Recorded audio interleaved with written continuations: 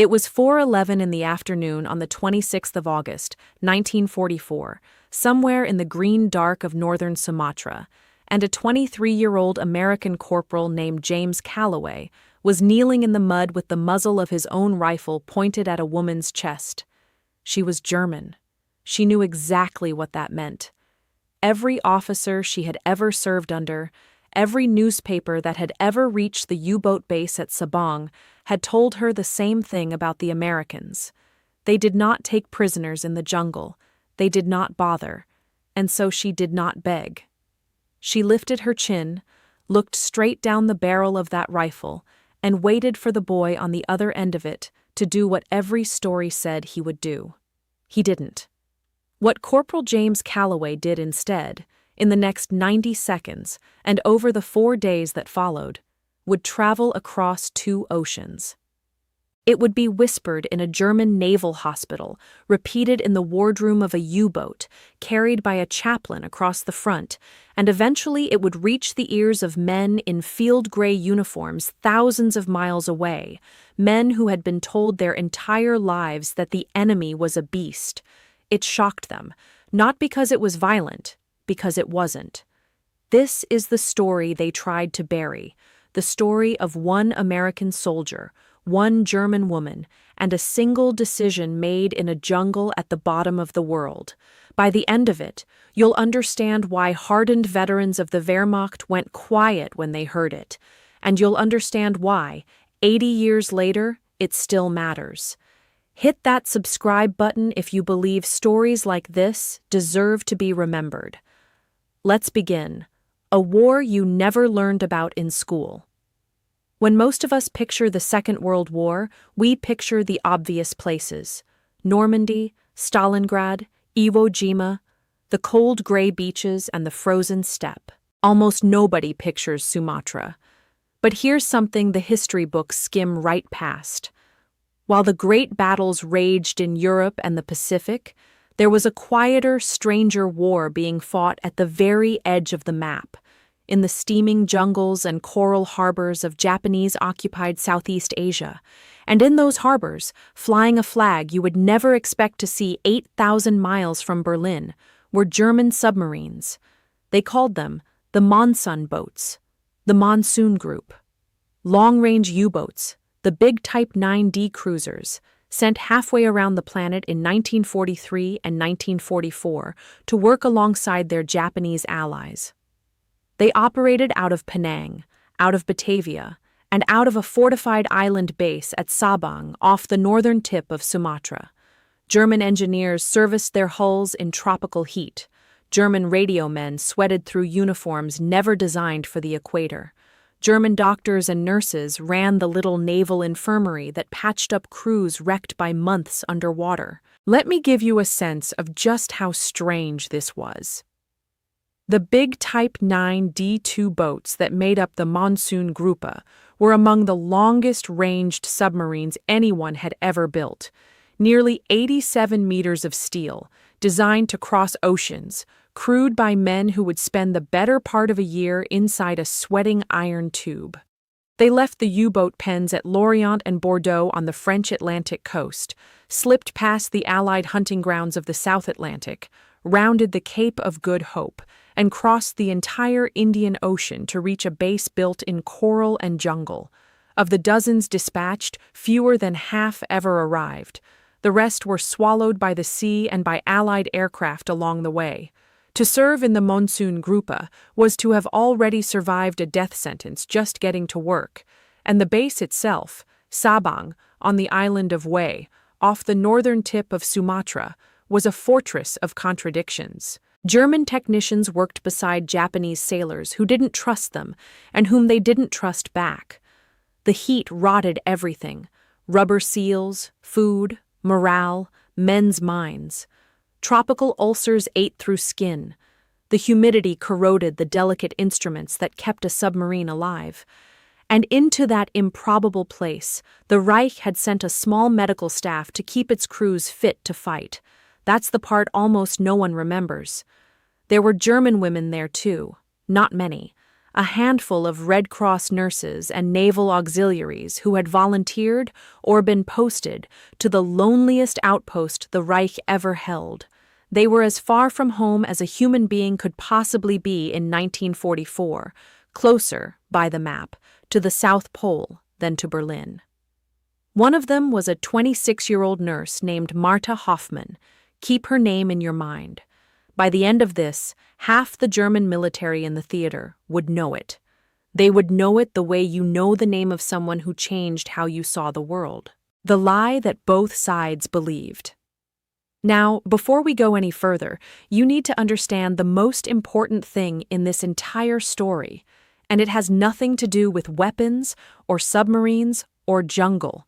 It has to do with what people had been told. By 1944, the propaganda machines on every side of the war had been running at full throttle for years, and they had done their job. German servicemen in the Far East had been fed a steady diet of one idea about their enemies in the jungle. The Americans, they were told, and the local guerrillas the Americans armed, did not fight by any rules a European would recognize. They tortured, they mutilated. They executed anyone who fell into their hands, and a woman who fell into their hands could expect something far worse than execution. Martha Hoffmann believed it. Why wouldn't she? She had nothing to weigh it against. Every wounded sailor who came through her infirmary repeated it. Every officer warned the nurses never, under any circumstances, to be taken alive. There were stories, always secondhand, always from somewhere down the coast, always impossible to verify, of what had been done to German personnel who fell into Allied or guerrilla hands. Whether those stories were true mattered less than the fact that everyone believed them. Fear doesn't need evidence. It only needs repetition. And here's the thing. The Americans believed an almost identical story about the enemy. The men of the small Allied special operations units working the Sumatran coast, the descendants of the kind of outfit the OSS ran as Detachment 404, had been briefed that surrender in this theater was a trap, that mercy got you killed, that the enemy in the jungle would slit your throat the moment you lowered your guard. They'd been shown the aftermath of ambushes. They'd lost friends to men who had pretended to surrender. The lesson the jungle taught over and over was that hesitation was fatal and trust was suicide. So picture it. Two people, two nations, each one absolutely certain that the other was a monster, each one armed with stories, some true, some invented, all terrifying. That proved it. That's the powder keg. Everything else in this story is the spark. And the remarkable thing, the thing that makes this worth 20 minutes of your life, is that the spark didn't cause an explosion. It caused the opposite. It put a fire out that had been burning for years. The boy from the Tennessee Hills, Corporal James Calloway, didn't look like a man who would change the way an entire army thought about its enemy. He was 23, narrow through the shoulders, with the kind of sunburn that never quite turned to a tan. He came from a hill farm outside a town in eastern Tennessee so small it didn't make most maps, a place of red clay, white churches, and long silences. His father raised tobacco and hogs. His mother taught him to read out of one book, and you can probably guess which one. Jim had never been more than 40 miles from where he was born until the Army put him on a train in 1942. He wasn't a great soldier in the parade ground sense. His sergeants noted that he was quiet, that he prayed before he ate even when the other men ribbed him for it, and that he had a steadiness about him that you couldn't teach. He wasn't fast to anger, and he wasn't fast to fear. When the rest of a position was coming apart, men found themselves drifting toward wherever Calloway happened to be, the way you drift toward the one calm voice in a storm. Back home, he'd worked summers as an orderly at a county clinic, emptying bedpans and learning to clean a wound, and that experience got him a secondary role as the assistant medic in his section. He could set a break, close a cut, recognize the early gray of infection. He wasn't a doctor and never pretended to be. But in a jungle where the nearest real hospital might as well have been on the moon, a man who knew the difference between a wound that would heal and a wound that would kill was worth his weight in gold. That detail is going to matter enormously. Hold on to it. By the summer of 1944, Calloway was attached to a small mixed reconnaissance party operating deep behind Japanese lines on the Sumatran coast. A few Allied operators and a band of local Atsanese fighters who knew the jungle the way Jim knew his father's tobacco rows. There were 9 of them in all. There was the senior man, a hard, competent operator whose entire world had narrowed to the mission and the survival of his team, in that order. There was a radio man who hadn't gotten a clean signal out in 11 days. There were the Achanese, led by a man we'll call Hassan, who were not fighting for any flag at all, but for the simpler and fiercer cause of getting the occupiers off their land. And there was Jim, the quiet medic from Tennessee, the youngest of the Allied men, the one who still said grace. Their job was simple to say and almost impossible to do. Watch the harbor approaches, map the patrol routes, and report on the comings and goings of those strange German submarines and the ships that fed them. Allied command wanted to know when the monsoon boats sailed and when they returned, because each one represented a tear in the Allied net across the Indian Ocean, a raider that could sink merchant ships carrying everything the war effort needed. They lived in the green. They drank water that tasted of iron and rot, strained through a sock and treated with halazone tablets that made it taste of swimming pools and did not entirely keep them from getting sick anyway. They took a bitter yellow pill called atabrine every day to keep the malaria down, and it turned their skin the color of old paper and did strange things to a man's stomach and, some swore, his dreams. They had been in the jungle for 9 weeks when the night came that put everything in motion. 9 weeks is a long time to be hunted. It wears the edges off a man. It makes the calm ones calmer and the frightened ones more dangerous. The raid. It started, like most of these things did, with somebody else's plan. On the night of the 25th of August, 1944, a flight of Allied aircraft came in low off the Indian Ocean and struck the anchorage near Sabang. Jim's party saw it from their hide on a ridge 2 ridges back from the water. First the sound, a low growl building out of the west, the kind of sound you feel in your sternum before your ears catch up. Then the searchlights, swinging up like pale, blind fingers. Then the first bombs walking across the harbor in a string of orange blooms, each one throwing the silhouettes of cranes and hulls into hard black relief before the dark swallowed them again. The flak came up late and angry, red tracer climbing in lazy arcs that looked almost beautiful until you remembered what they were for. The men lay flat and watched a war they had no part in tonight, close enough to read the light of it on each other's faces. We don't need to romanticize it. These raids were ugly, accurate work. Bombs walked across the harbor. A supply tender took a hit, and the night turned the color of a furnace, and the men on the ridge could see, even from there, small figures moving against the flames, and could imagine the rest. A small coastal vessel ferrying medical staff and wounded between the base and an outlying station was caught in the open water and broken in half by a near miss that lifted the stern clean out of the sea before dropping it back in pieces. Most of the people aboard that boat died in the dark, in the oil, in the water. They drowned within sight of a shore they couldn't reach, in warm black water lit orange by their own burning base. It is one of the small, uncounted horrors of that war, and it happened 100 times over in 100 places, and almost none of those stories survived. Marta Hoffman did not die that night. She came ashore 2 miles down the coast at first light, alone, half-drowned, vomiting seawater and diesel, one arm laid open from shoulder to elbow on a sheared piece of the hull. She had lost her shoes. She had lost the other 3 nurses she'd been traveling with. young women whose names she would recite to herself for the rest of her life because no one else ever would.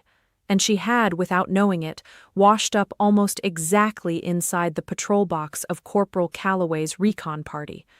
She did the only thing she could think to do. She walked inland, away from the burning coast, into the trees. She told herself she was looking for the German garrison. The truth is, she was just moving, the way an injured animal moves on instinct because stopping felt like dying. The wound on her arm had stopped bleeding freely and started doing the quieter, deadlier thing, closing dirty, warming, beginning the slow journey toward the kind of infection that killed more soldiers in that theater than bullets ever did.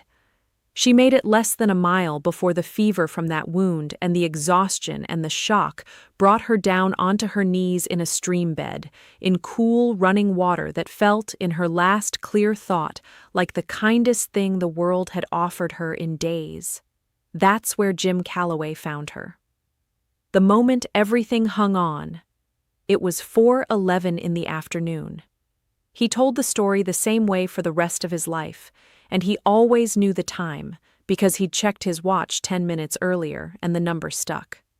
He came around a stand of bamboo following the stream, rifle up, the way you move in country where a careless step is the last step you take. And there she was.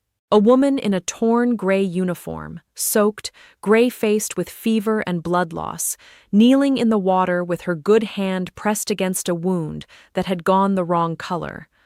For a long moment, neither of them moved. Jim Calloway had been told what the enemy was. He had been told what the enemy did. Behind him, somewhere in the trees, were men of his party who had lost friends to this war and who would, if they found her, do the brutal arithmetic of the jungle and decide she was a liability that walked and talked and could not be allowed to do either. And Marta Hoffman had been told what he was. She looked up at the American boy with the rifle, and she did the bravest thing in this entire story before he ever did anything at all. She did not plead. She lifted her chin, looked straight down the barrel, and in careful, accented English, she said the only words she had prepared for this moment. "Do it quickly." She closed her eyes. And Corporal James Calloway, 23 years old, 8,000 miles from a tobacco farm in Tennessee, lowered his rifle. Why he didn't pull the trigger. People asked him about it for the rest of his life, and Jim was never good at answering. He wasn't an eloquent man. He'd shift in his chair, look at his hands, and you could see him trying to find words for something that had happened below the level of words. The closest he ever came was this. He said that when she told him to do it quickly, he understood in a single second that everything he'd been told about the enemy and everything she'd clearly been told about him were the same lie, just printed in 2 languages. 2 ministries of fear, in 2 countries, telling 2 frightened people the exact same story about each other, and both stories were standing in a creek, pointing a rifle. He said he looked at her, and he didn't see the German. He didn't see the uniform, or the flag, or the submarines, or any of the abstractions men kill each other over. He saw somebody's daughter, half dead in a creek, telling a stranger to kill her because she was certain there was no worse fate available. He saw a person who had clearly decided that death was the kind option, and something in him simply refused. And he said, and this is the part he'd get quiet about, the part he'd only ever told Ruth and one of his children near the end, that he thought about his mother, and about that one book she'd taught him to read from, and a particular story in it about a man who stopped on a road to help an enemy that everybody respectable had already crossed to the other side to avoid. A man who was praised in the end, not for what he believed, but for what he did when he found a broken stranger in his path. Jim said he'd heard that story 1,000 times in a white clapboard church and never once thought it would come for him in a jungle. But there it was. There was the broken stranger. There was the road. And he found out, in 1 second in a creek, what he actually believed, which is the only way anybody ever finds out. So he did the unthinkable thing. He waded into the stream, slung his rifle on his back where it could do no harm, and knelt down in the water next to the enemy. "Let me see your arm," he said. She didn't understand at first. The words wouldn't fit into the world she'd braced for. Then she did understand, and she started to shake, and it wasn't from the fever. It was from the total collapse of everything she'd been certain was coming. Sometimes mercy is harder to receive than cruelty, because cruelty confirms what you expected, and mercy asks you to rebuild your entire picture of the world while you're lying in a creek with a torn open arm. The skeptics. Now, you need to understand that Jim Calloway hadn't just made a moral decision. He'd made an operational catastrophe. When he carried Marta Hoffman back to the recon party's hide that evening, and he did carry her the last quarter mile because she could no longer walk, he stepped into the angriest argument of his life. The leader of the Atsanese fighters, a man we'll call Hassan, had lost a brother to the occupation. He looked at the German nurse and he saw the uniform of an ally of the people who had killed his family. His position was simple and, in the brutal logic of that jungle, completely reasonable. They were a tiny party, deep in enemy territory, surviving on stealth. A wounded prisoner couldn't keep up, couldn't keep quiet through fever dreams, and couldn't be released without telling the enemy exactly where they were. Every hour she lived was an hour she could get all of them killed. "She is a danger to every man here," Hassan said. He didn't say it with hatred. He said it the way you'd report the weather, the way a man states a fact he's already made his peace with. That was almost worse than rage would have been. Rage you can argue with. Cold arithmetic just sits there being correct. And the senior Allied operator in the group, the man whose orders Jim was actually supposed to follow, agreed with him. He wasn't a cruel man either. That's the thing this story keeps insisting on. Almost nobody in it is a villain. He was a man with 8 other lives in his hands, and a mission that mattered, and he'd learned in the hardest possible school that sentiment behind enemy lines got people killed. The mission came first. It always came first. That was the whole grim contract of special operations behind enemy lines, and he'd signed it in blood more than once. Here was Calloway's reply, and the men who were there remembered it word for the rest of their lives, because it was so unlike him to say so much at once. Jim was the quiet one, the one who never pushed. But he stood up in that hide with the firelight on his face, and he said it plain. "If we do that," he said, "then everything they told her about us is true. And if it's true, then I don't know what we're out here fighting for. I didn't come 8,000 miles to become the thing my mother warned me about." It landed in a silence. Nobody had an answer for it, because there wasn't a good one. It didn't win the argument. Arguments like that don't get won with a sentence. What it did was buy time. One night. The operator looked at the German nurse, and looked at the boy who'd never once given him trouble, and made a soldier's compromise. He gave Jim until dawn. If she could be moved by dawn, fine. She came along and they'd figure out the rest on the move. If she couldn't, the jungle would make its own decision, and Jim would have to live with having tried. So Jim Calloway had a ticking clock. He had until sunrise to do the impossible: stop a wound that had already turned septic in tropical heat in the field, with the contents of one medical pouch. The longest night. Here's where that county clinic back in Tennessee earned its keep.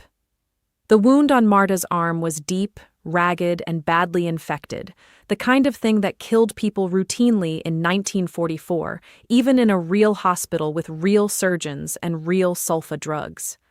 In the field, in tropical heat, it was very nearly a death sentence with a delay attached. Jim knew it the moment he peeled back the makeshift bandage and got the smell of it. He'd smelled that smell in the county clinic exactly twice, and both times the man it came from had gone into a box.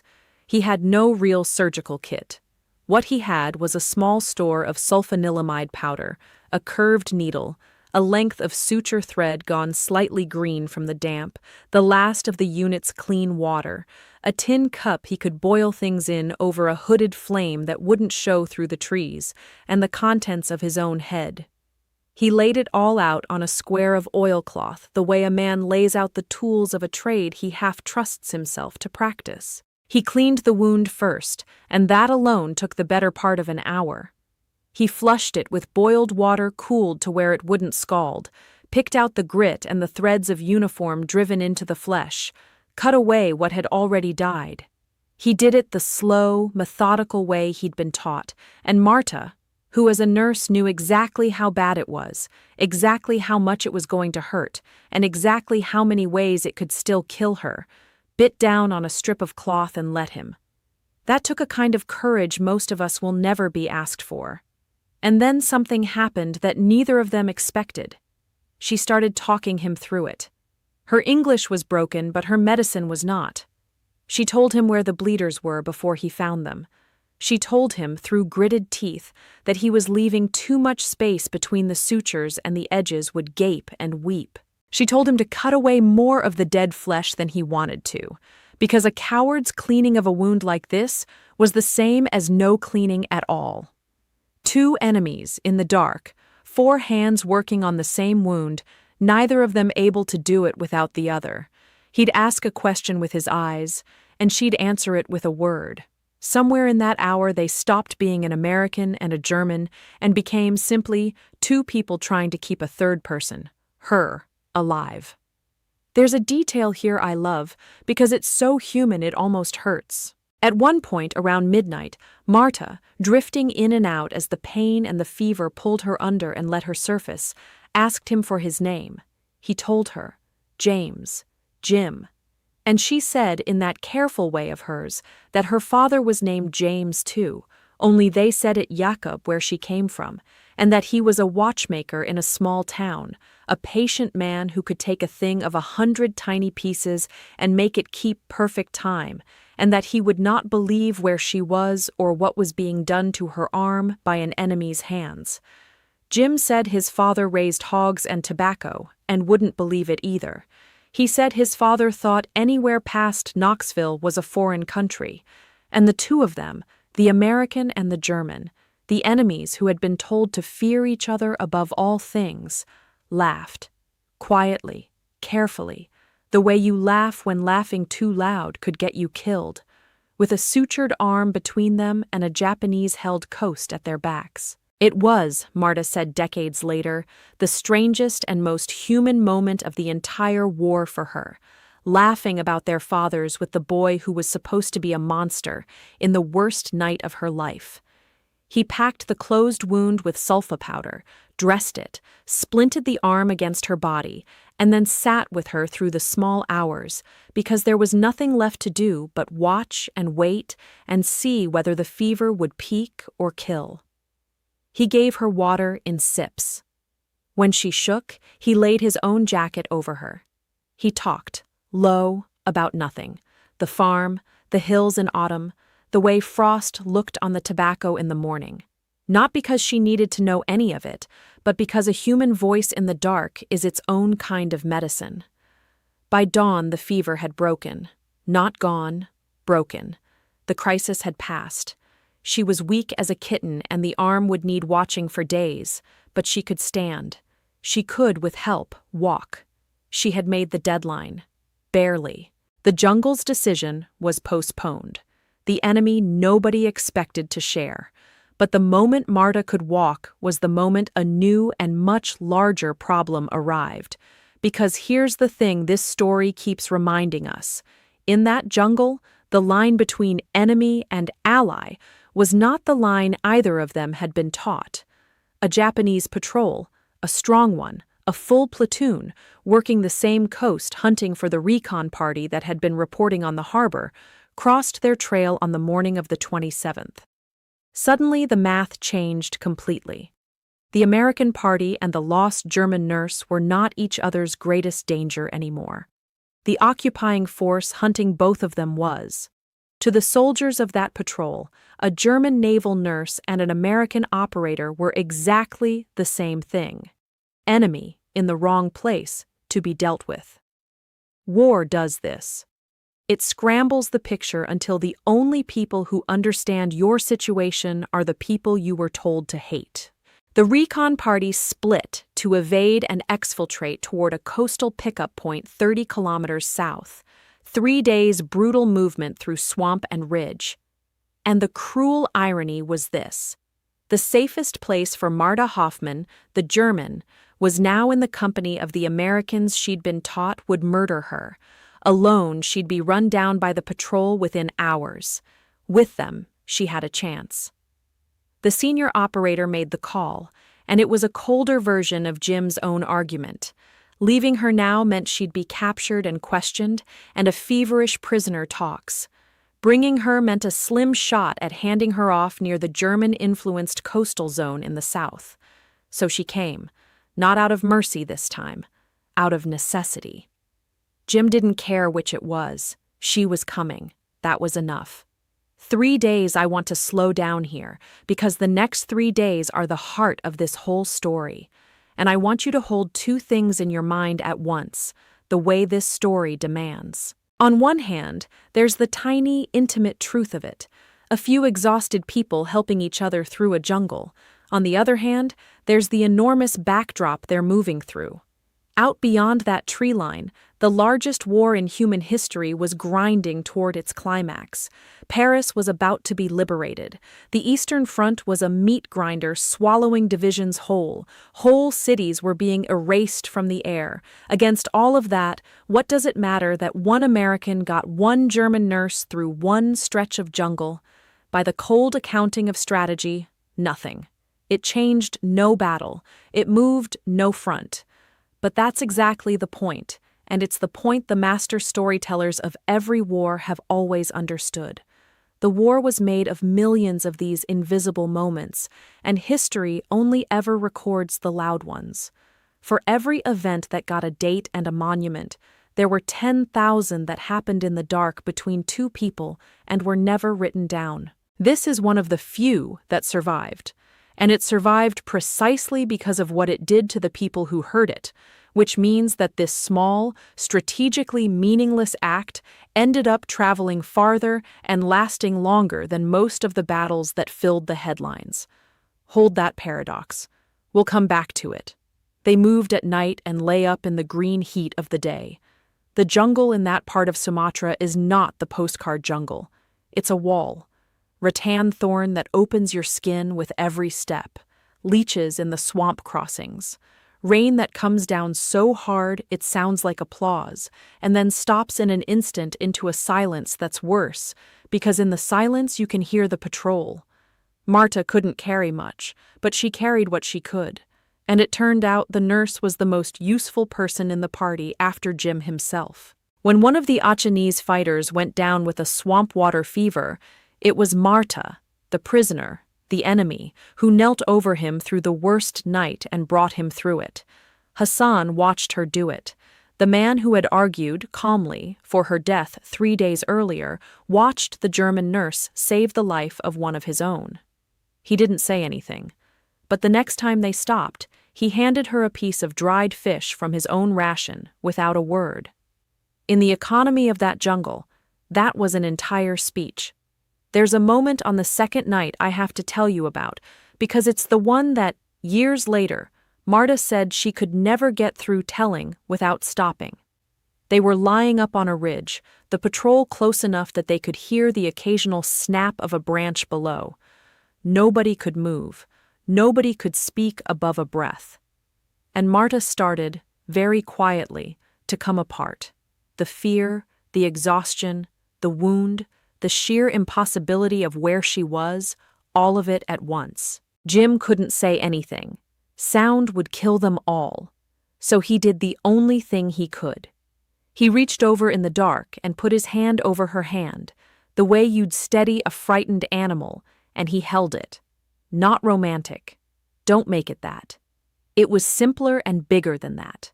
It was one human being telling another, without a single word, "You are not alone, and I will not let go." She stopped shaking. The patrol passed below them in the dark and never knew they were there. The crossing that almost ended it. The third day brought the worst of it. To reach the pickup point, the party had to cross a river, not a wide one, but fast, brown with monsoon runoff, the kind of crossing where the current can take a tired man's feet out from under him and carry him 100 meters before he can shout.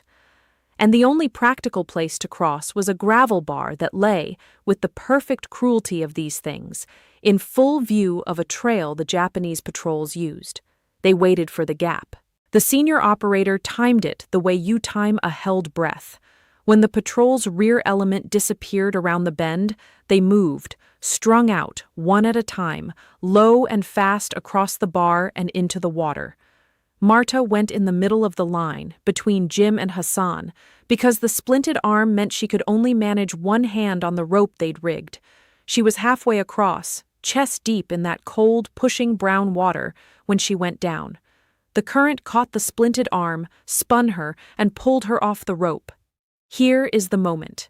Here is everything this story is about, compressed into 4 seconds in a river. Jim Calloway did not think. He let go of the rope, the only thing keeping him upright, and went after her.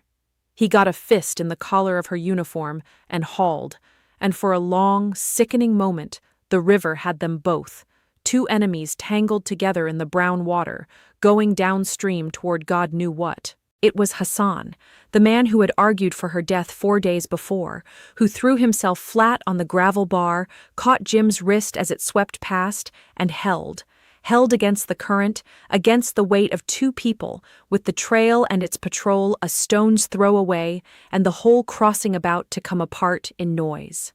He held. They came back. All 3 of them lay gasping on the far bank in the green shadow, soaked, alive, silent. And Jim and Marta looked at each other, and then both of them looked at Hassan, who had just saved the life of the very person he'd once wanted dead. Hassan didn't meet their eyes. He just got up, checked the trail, and waved them on. But something had shifted that couldn't shift back. In the space of 4 days, the German nurse had gone from a problem to be eliminated to a person these men would risk drowning to save. That is the whole arc of this story in one river crossing. That is what mercy does when you let it loose. It spreads. What she learned about the enemy. Over those 3 days, the lie Marta Hoffman had been told her entire adult life came apart, thread by thread. She watched these supposed monsters share their last water with her. She watched the boy from Tennessee give her his ration of quinine because her need was greater, and go without, and shake with the early chills of his own fever rather than take it back. She watched men who had every reason in the world to leave her behind, choose again and again not to. And on the last night, she said something to Jim that he carried for the rest of his life. "They told us," she said, "that you were not people, that you were something else. That is how they could ask us to do the things they asked." She looked at him in the dark. "You are the first one of you I have ever met, and you are just a person, a tired person, with a kind mother and a hog farm." She started to cry, and this time he let her, because they were far enough from the patrol now. "I am going to go home," she said, "and I am going to tell them what you really are. Even if no one believes me, especially if no one believes me." The crossing. On the morning of the 29th of August, 1944, they reached the edge of it, the broken coastal country in the south, where the German-influenced zone began and the recon party's pickup waited offshore. This was the hinge of the whole story, because Jim Calloway now had to do the single most dangerous thing he'd done yet, and it had nothing to do with the Japanese patrol.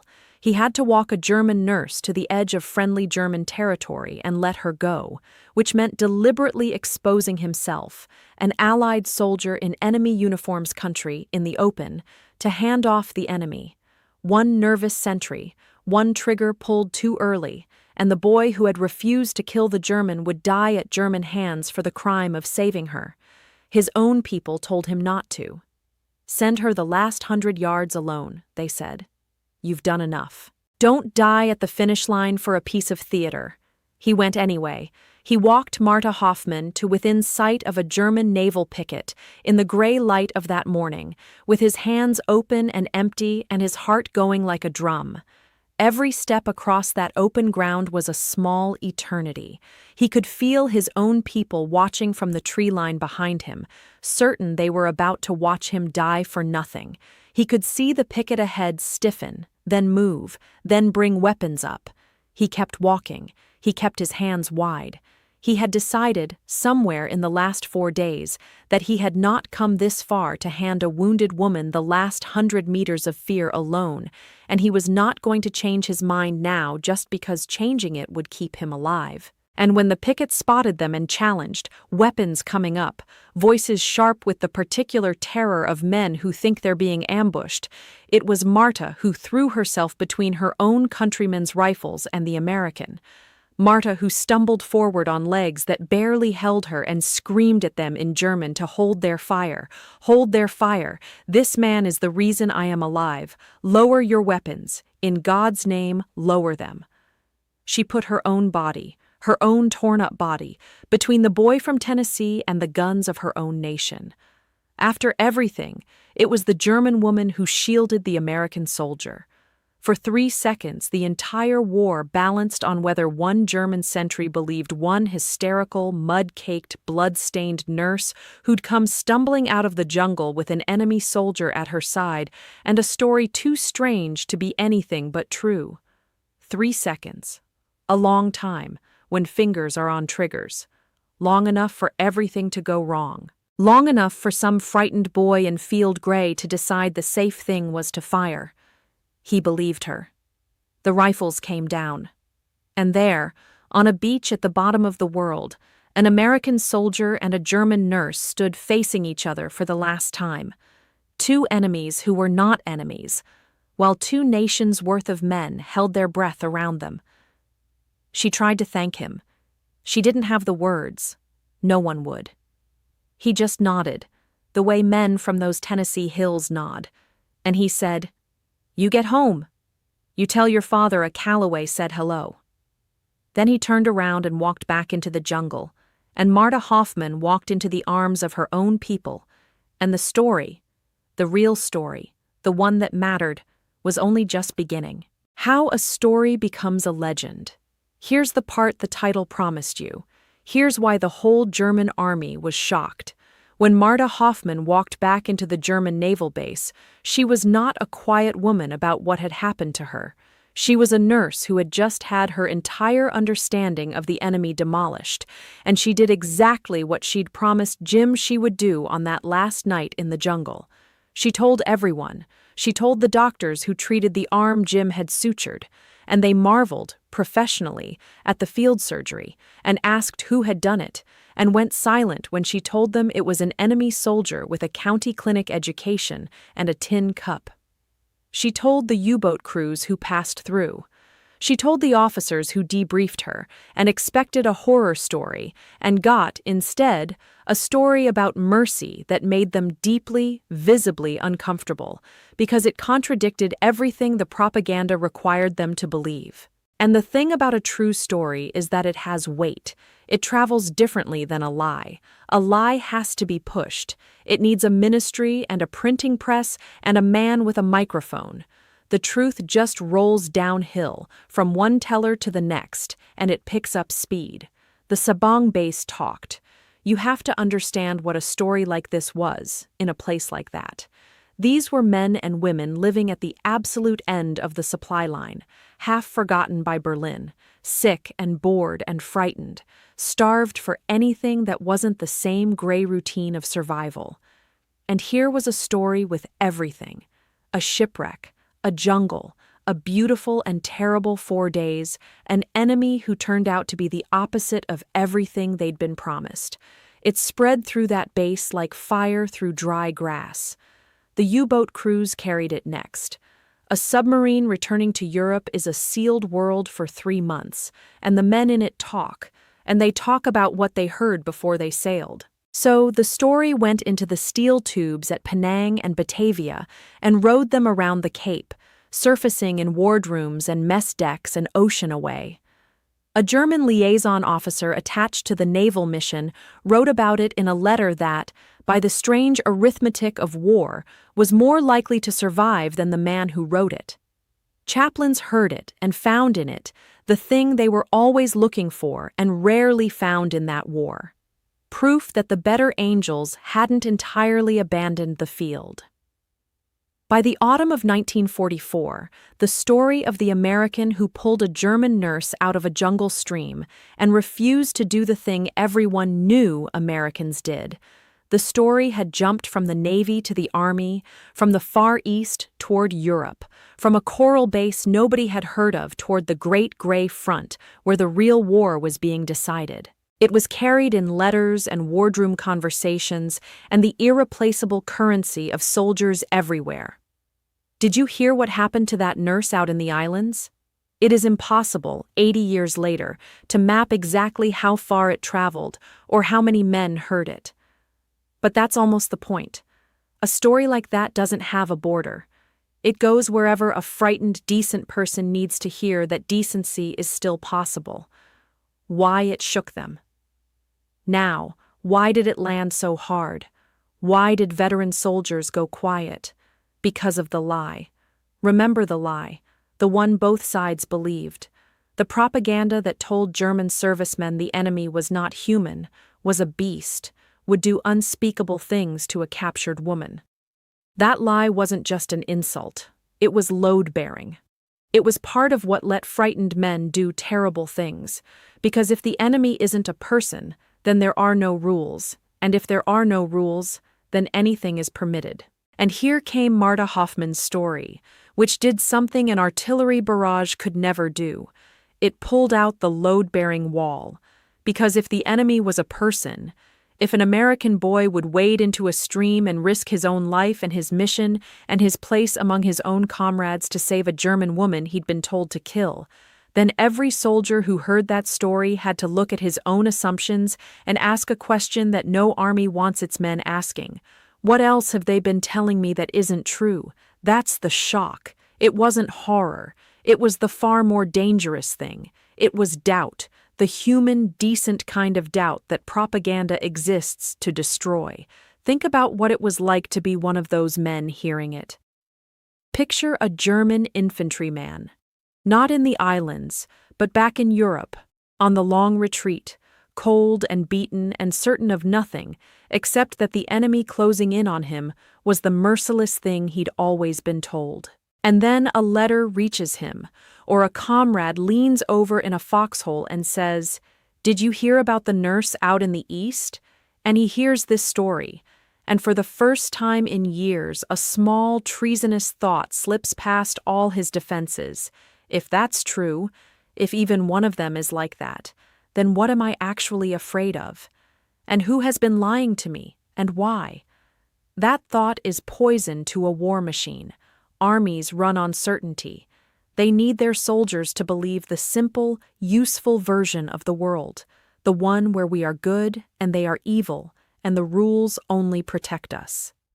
Marta Hoffman's story handed thousands of men a reason to doubt the simple version. It made the enemy a person. And once the enemy is a person, every cruelty becomes a question instead of an order. That is why veterans went quiet when they heard it. Not because it frightened them, because it freed them, a little, from a lie they'd needed in order to keep going, and being freed from that kind of lie is one of the most disorienting things that can happen to a person in a war. The ripple. The most remarkable part, and the part Marta Hoffman spent the rest of her life trying to make sure people knew about, is that the story didn't just travel. It did something.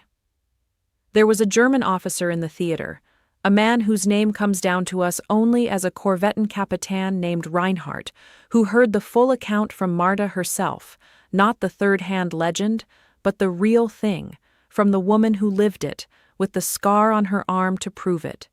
By the standards of the time and place, he held the power of life and death over a small number of Allied prisoners, survivors of downed aircraft and a wrecked vessel, and the prevailing brutality of that war did not encourage him to be gentle with them. The easy thing, the expected thing, the thing no one would ever have questioned, was to let those men die slowly of neglect. Reinhardt was not, by any account, a soft man. He was a career officer in a hard service in a hard war. But he had a daughter about Marta's age back in Kiel, and when he heard what an enemy soldier had done for a German girl in a jungle on the other side of the world, something in him refused to let the ledger stay unbalanced. After he heard her story, the surviving Allied prisoners under his authority were, for the duration of his command, treated with a correctness and a basic humanity that was conspicuous, almost embarrassing, in that theater. They were fed from the same pot as the German guards. The injured among them were treated by the same overworked doctors. When one of them ran a fever, a German medic sat up with him, and nobody ever said out loud that it was because of a nurse and an American and a stream in Sumatra, but everyone understood it anyway. 2 of those prisoners survived the war. One of them, an Australian airman, learned the whole of it only decades later, in the 1980s, when the pieces finally came together through a veterans organization. He learned that the reason he'd been fed and not beaten, the reason he'd lived to walk his daughter down the aisle and bounce his grandchildren on his knee, traced all the way back through a chain of whispered stories to a Tennessee corporal kneeling in a Sumatran creek refusing to pull a trigger. He wept when he understood it. He said he'd spent 40 years not knowing whose mercy he owed his life to, and that it turned out he owed it to a man who never knew his name and a kindness done to someone else entirely. That's the arithmetic of one good act in a bad war. It doesn't stay where you put it. It compounds. It travels down chains of cause and effect no one can see while they're happening, and it saves people you will never meet. Jim Calloway saved one German nurse in a jungle, and somewhere down the line, that single mercy reached out across years and oceans and pulled 2 Allied airmen off the list of the dead. He never knew. That's the thing about the most important things we do. We almost never get to see where they land. What happened to them? So what became of them? Marta Hoffman survived the war. The arm that James Calloway sewed, shut in the dark, healed crooked, but it healed, and she carried the scar her whole life, and she was never shy about telling people exactly how she'd gotten it. She went home to a ruined Germany, found her watchmaker father alive against all odds, and told him, just as she'd promised, that a Calloway said hello. She married, raised children, and worked as a nurse for the rest of her career. And every young nurse she ever trained heard, at least once, the story of the enemy who taught her what the enemy really was. She spent years after the war trying to find him. Letters to the American War Department, which came back with polite nothing. Letters to veterans organizations. Inquiries through the Red Cross she'd once served. She had so little to go on.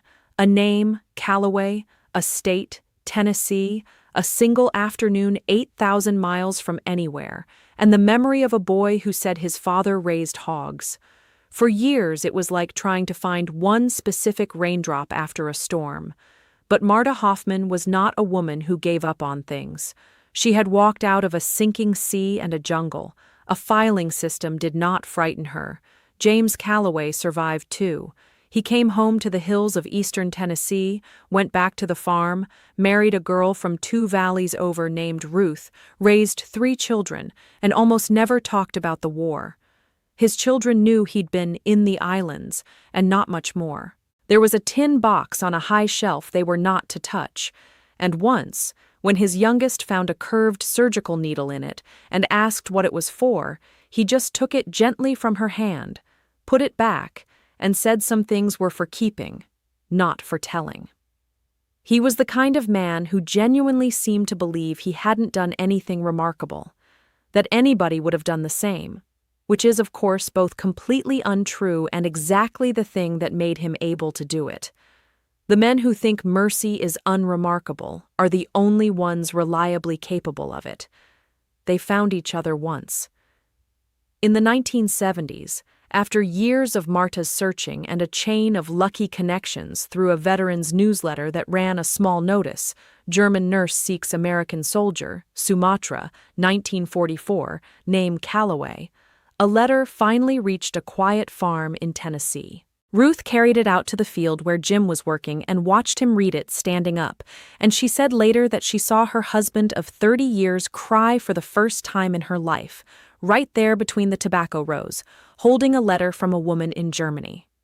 We don't have the contents of the letters that followed. The family kept that private, and they were right to.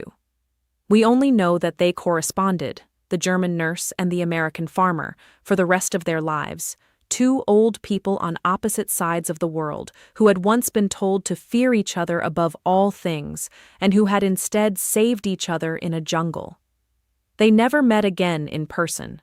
Oceans and years and ordinary life got in the way they do. But they wrote. And in a century that produced so much correspondence about hatred, there is something almost unbearably hopeful about that small, faithful exchange of letters between a hog farmer and a watchmaker's daughter. When Jim Calloway died, an arrangement of flowers arrived at the small white church from a town in Germany with a card that read, in careful, accented English, "To the first of you I ever met. Just a person. The kindest one. M. Why this matters. So why does this story matter? Why should you carry it out of this video and into the rest of your day? Because it's the most important lesson the entire Second World War has to teach, and it's the one we forget the fastest. Every war, every single one, then and now, runs on the lie that the enemy is not a person. It has to. You cannot ask decent men and women to do the things war requires unless you first convince them that the people on the other side are something less than human. That lie is the fuel. Marta Hoffman understood that. That is how they could ask us to do the things they asked, she said, in the dark, on a ridge, with a Japanese patrol passing below. And what Corporal James Calloway did in that streambed, the reason it shook an army, is that he refused the lie. He looked at the enemy he'd been told to kill, and he saw a person, somebody's daughter, somebody's nurse, somebody whose father fixed watches and wouldn't believe where she'd ended up. And once he saw the person, he couldn't pull the trigger, and once he couldn't pull the trigger, he couldn't help but help. That's it. That's the whole secret. That's the thing that traveled 2 oceans and stopped hardened veterans in their tracks. Not a weapon, not a tactic, not a battle. A man who refused to forget that his enemy was human.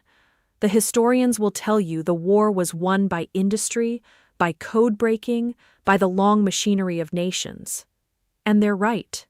But the war was also fought, every single day, by individual people making individual choices about what kind of human being they were going to be when the only witness was a stranger in a creek. Most of those choices are lost forever. This one, by some miracle, survived. So the next time someone tells you that the people on the other side, any other side, are not really people, that they're monsters, that the rules don't apply to them, I want you to remember a 23-year-old boy from a Tennessee hog farm kneeling in the mud, lowering his rifle. He shocked an entire army by being kind. Let that sink in. The most radical, disruptive, unforgettable thing a soldier did in that whole theater of war was simply refuse to be cruel. That's the story they tried to bury. Now you know it. And now it's yours to carry. If this story moved you, if it made you think about someone, or somewhere, or some lie we're all still being told today, do me one favor. Don't let it stop with you. Hit that like button. It tells the algorithm that stories about our shared humanity deserve to be seen, and it helps this channel reach the people who need to hear them. Subscribe and ring the bell, because every week we dig up another piece of the war the textbooks left out. The quiet, human, unbelievable, true-to-life stories from the edges of the map. And leave a comment. I want to know, where are you watching from? And has anyone in your own family ever told you a story like this one? A moment of unexpected mercy from a war they lived through? Those comments are the best part of this channel, and your story might be the one that moves the next person who scrolls by. If you believe a story like this deserves to outlive the people who lived it, share it with one person today. I'm going to leave you with the line from that flower card because I can't think of a better place to end. To the first of you I ever met, just a person, the kindest one. Take care of each other out there. I'll see you in the next one.